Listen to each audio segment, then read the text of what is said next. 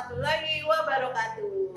Selamat pagi anak-anak. Semoga kita semua hari ini masih tetap dalam keadaan sehat dan senantiasa bersemangat meskipun kita masih melakukan pembelajaran dari rumah. Dan semoga pandemi ini cepat berlalu ya, sehingga kita dapat kembali belajar di sekolah bersama-sama ya. Amin. Nah, sebelum kita mulai pembelajaran hari ini, marilah kita berdoa sebelum belajar. Yuk kita membaca doa bersama-sama. A'udzu billahi minasyaitonir rajim. Bismillahirrahmanirrahim. Rabbis rahli sadri wa yassirli amri wahlul 'uqdatam min lisani yafqahu qawli. Rabbi zidni 'ilma warzuqni fahma bi rahmatika ya arhamar rahimin. Amin ya, semoga Allah senantiasa memberikan kemudahan dan kelancaran bagi kita semua dalam melaksanakan pembelajaran dari rumah. Amin. Nah, anak-anak, pada pertemuan kita hari ini kita akan belajar tentang 3 hal. Banyak sekarang ya. Nah, yang pertama kita akan belajar tentang materi aturan di rumah dan di rumah teman. Tujuannya adalah agar anak-anak mampu menyebutkan aturan di rumah dan di rumah teman beserta manfaatnya dengan benar. Yang kedua, materi kita yang kedua yaitu tentang perkalian bilangan 2, 1, dan 0. Nah, tujuannya adalah agar nanti anak-anak mampu menghitung perkalian dengan bilangan 2, 1, dan 0. Yang ketiga, materi kita adalah sifat pertukaran perkalian. Nah, tujuannya adalah agar nanti anak-anak mampu menggunakan sifat pertukaran perkalian dalam menghitung perkalian ya. Itu materi yang akan kita pelajari pada pertemuan kali ini. Nah, kita langsung saja masuk ke materi yang pertama, yaitu aturan di rumah dan di rumah teman. Nah, anak-anak, kita hidup ini itu diatur dengan berbagai macam aturan. Nah, aturan ini berlaku sesuai dengan tempatnya masing-masing. Nah, jadi aturan di rumah ya berarti berlakunya di rumah.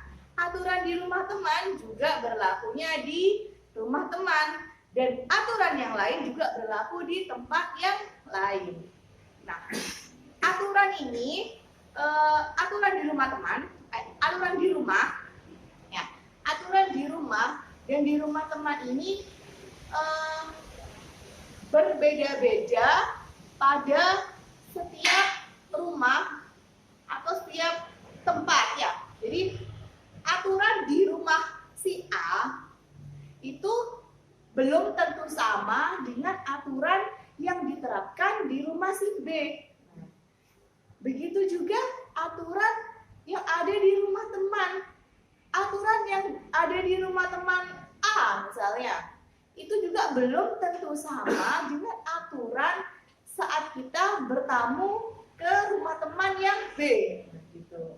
Jadi aturan ini sifatnya itu sangat fleksibel atau sangat tidak sama dengan antara tempat yang satu dengan tempat yang lain, meskipun namanya sama-sama di rumah. Tapi bukan berarti semuanya aturan itu sama seperti itu. Jadi aturan itu banyak. Karena banyak sekali, makanya macam-macamnya atau contohnya itu berbeda-beda antara setiap tempat yang satu dengan tempat yang lain. Nah, contohnya misalnya di rumah si A ya ada aturan tentang boleh melihat televisi setelah selesai belajar. Sedangkan di rumah si B itu ada aturan tentang boleh melihat televisi hanya hari Minggu saja, ya. Jadi berbeda. Nah, bagaimana dengan di rumah anak-anak? Bagaimana aturan tentang melihat TV-nya? Apakah sama seperti di rumah si A, yaitu melihat televisi setelah selesai belajar? Apa sama seperti si B? Melihat televisinya hanya hari Minggu saja? Atau tidak sama dengan dua-duanya? Misalnya boleh melihat TV hanya hari Sabtu saja, misalnya seperti itu. Jadi berbeda-beda ya aturannya itu. Serupa tapi tak sama ya. Nah, contoh lainnya aturan yang bisa diterapkan di lingkungan rumah. Misalnya tentang aturan bermain. Jadi contohnya boleh bermain setelah belajar. Ada lagi misalnya aturan di rumah itu ikut membantu ibu merapikan tempat tidur. Jadi ada aturan harus ikut membantu ibu merapikan tempat tidur. Tidak boleh dibiarkan sendirian karena kasihan ibu kalau mengatur selalu merapikan tempat tidurnya anak-anak ya. Selalu bisa lagi contoh yang lain menggunakan HP sesuai dengan keperluan. Jadi tidak dipakai untuk YouTube-an, lihat game ya, atau lihat yang lain yang tidak penting. Tapi nanti HP-nya digunakan untuk keperluan yang penting saja seperti belajar ya. Tuh. Nah, itu contoh-contoh dari aturan yang bisa diterapkan di rumah. Nah, apakah aturan yang saya sebutkan tadi ada yang berlaku di rumah anak-anak? Bisa jadi ada, bisa jadi tidak ya, karena memang berbeda-beda antara rumah yang satu dengan rumah yang lain. Nah, begitu juga aturan di rumah teman. Saat kita bertamu ke rumah teman, itu juga ada aturannya yang harus kita patuhi. Ya, misalnya saat masuk ke rumah teman, kita harus mengucapkan salam, assalamualaikum, selamat pagi, dan lain-lainnya. Nah, gitu. Kita nggak boleh nyelonong begitu saja ya, tapi harus mengucapkan salam terlebih dahulu. Lalu contoh yang lain, tidak masuk ke rumah teman tanpa izin. Nggak sopan namanya itu ya. Contoh yang lainnya lagi, meminta izin sebelum meminjam mainan. Ya, itu contoh dari aturan di rumah teman. Anak-anak nanti bisa menyebutkan contoh-contoh lainnya, baik yang ada di rumah maupun yang ada di rumah teman. Saat kita bertamu ya, apa yang harus kita lakukan saat kita bertamu ke rumah teman. Nah, itu. Nah, dari aturan-aturan yang sudah Ustazah sebutkan ini, kenapa kita harus melakukan aturan tersebut? Karena aturan ini bermanfaat untuk mengatur kita agar kita senantiasa melaksanakan hal-hal atau melaksanakan tingkah laku yang baik-baik saja, yang positif saja. Jadi menghindarkan kita dari melakukan hal-hal yang jelek. Karena aturan ini bersifat mengatur kita supaya kita menjadi orang yang baik, ya, yang sopan, yang menghormati orang lain, ya, saling menghormati baik di rumah maupun di rumah teman dan di tempat lainnya, ya. Nanti anak-anak bisa menyebutkan contoh lainnya dari aturan di rumah, ya. Nah, tugasnya adalah anak-anak membuat poster tentang aturan-aturan yang berlaku di rumah anak-anak. Ya, jadi nanti bisa setiap anak pasti berbeda aturannya. Jadi anak-anak sebutkan nanti 4 aturan yang diterapkan di rumah anak-anak masing-masing ya. Itu ditulis dalam bentuk poster yang besar. Ya. Nah, tapi bisa dihias yang bagus agar menarik nanti, agar bisa dilihatnya itu indah. Tuh tugasnya ya. Nah, itu materi kita yang pertama. Sekarang kita masuk ke materi kita yang kedua, yaitu tentang perkalian bilangan 2, 1, dan 0. Nah, jadi kita akan belajar tentang aturan-aturan yang ada pada perkalian bilangan 2, 1, dan 0. Nah, sekarang anak-anak coba perhatikan contoh di samping. Nah, pada contoh di samping itu ada perkalian 2 kali 5 ya. 2 kali 5 kalau kita kerjakan dengan cara penjumlahan berulang, hasilnya akan menjadi 5 ditambah 5 ya, sama dengan 10. Harus ingat, kalau perkalian itu jika dirubah ke bentuk penjumlahan berulang, yang dijumlahkan adalah yang bilangan di terakhirnya ya, bukan bilangan yang pertama tapi yang terakhir. Nah, ini sama seperti minum obat ya. Kalau minum obat kan itu biasanya ada tulisannya 3 kali 1 ya. Maksudnya minum obatnya 1 buah selama 3 kali ya, 3 kali minum ya. Jadi gitu, jadi satu obat ya, pagi, siang, malam, misalnya begitu. Jadi anak-anak ingat tentang aturan minum obat itu, jadi 3 kali 1, jadi 1, 1, 1 ya, gitu.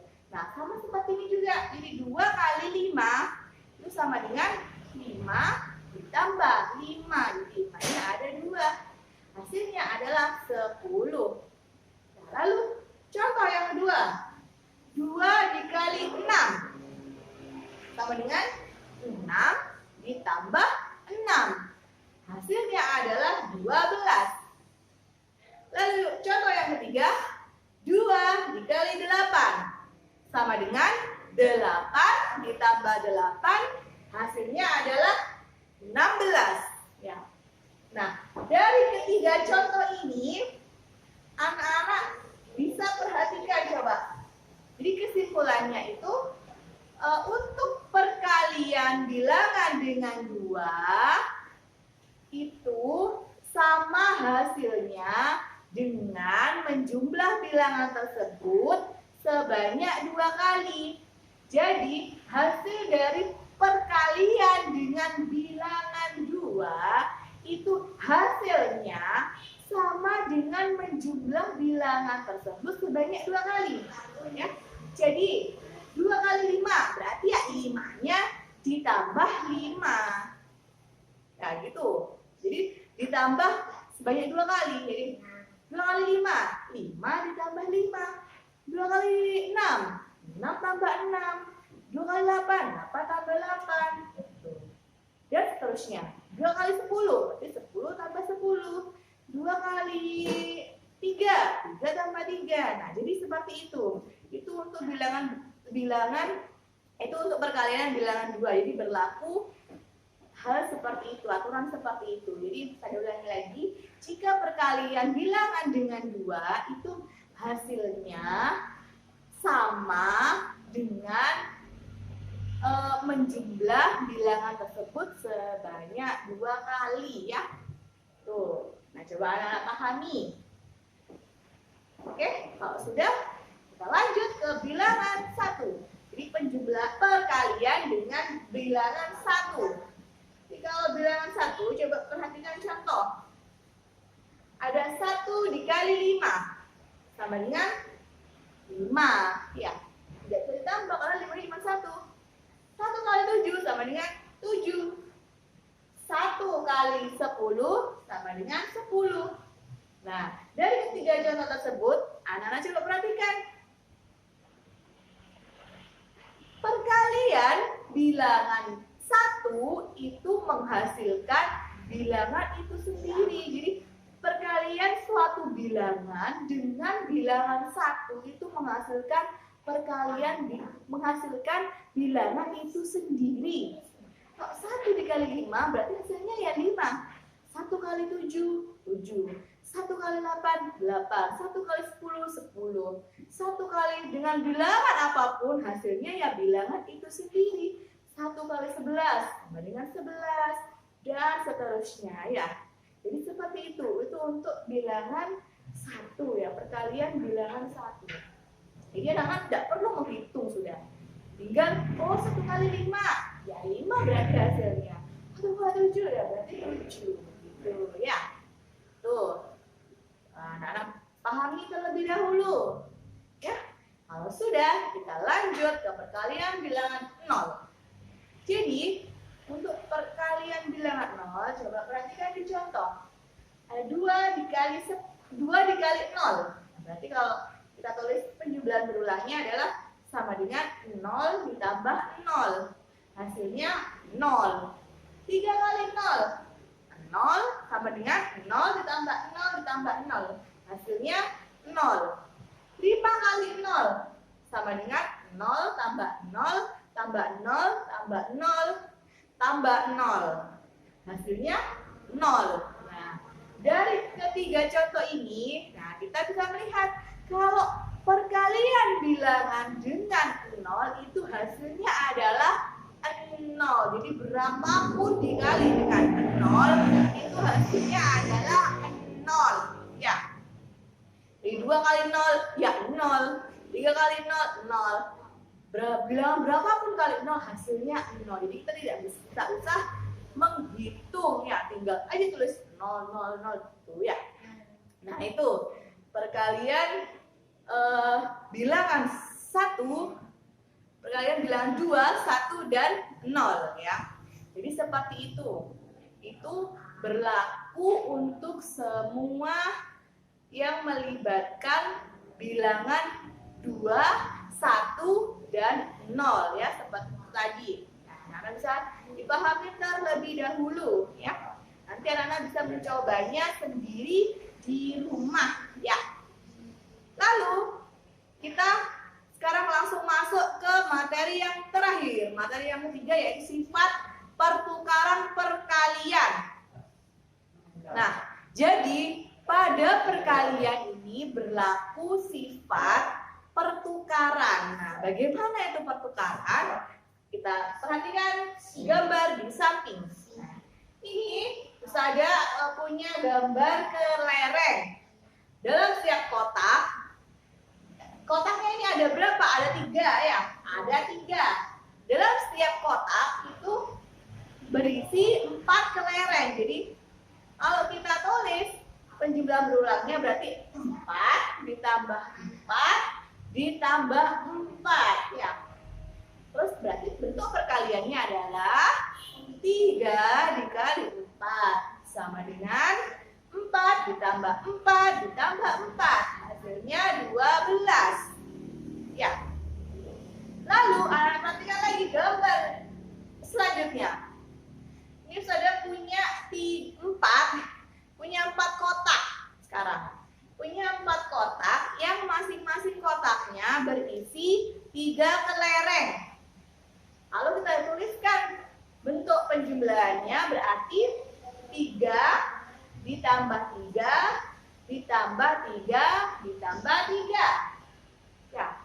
Dan bentuk perkaliannya adalah 4 dikali 3 sama dengan 3 ditambah 3 ditambah 3 ditambah 3. Hasilnya 12.